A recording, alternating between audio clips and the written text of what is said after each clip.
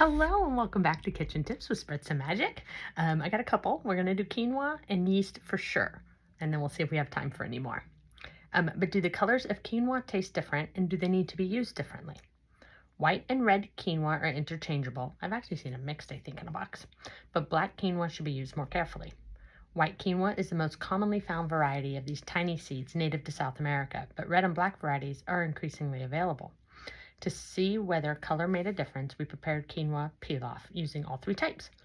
White quinoa, which has the largest seeds of the three, had a slightly nutty, vegetal flavor with a hint of bitterness, but also the softest texture.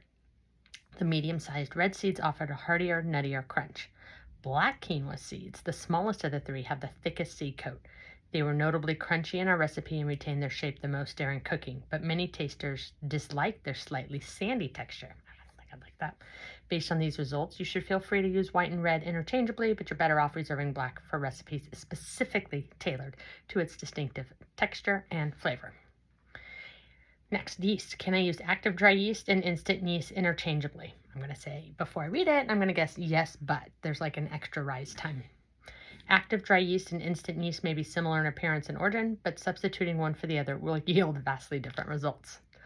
When we baked a variety of bread recipes using equal amounts of active dry yeast and instant, also known as rapid rise yeast, the active dry batches consistently took longer to rise and baked up denser than the instant batches.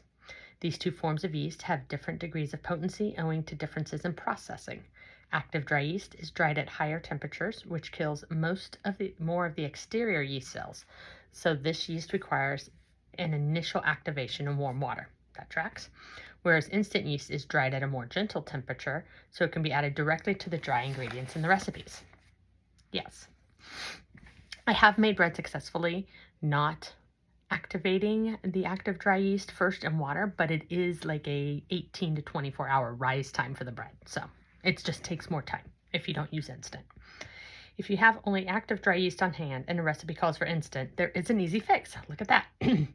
To compensate for the greater quantity of inactive yeast cells in the active dry yeast, simply use 25% more of it. Conversely, use about 25% less instant yeast in a recipe that calls for active dry. Also, don't forget to dissolve active dry yeast in a portion of the water from the recipe heated to 105 degrees and let it stand for 5 minutes before adding it to the remaining wet ingredients. If you're using instant yeast in recipes that calls for active dry, simply add it to the dry ingredients. So there you go. I'm getting better at bread making, so still it is definitely an art. Anyhow, thanks for joining me today, and spread some magic wherever you are.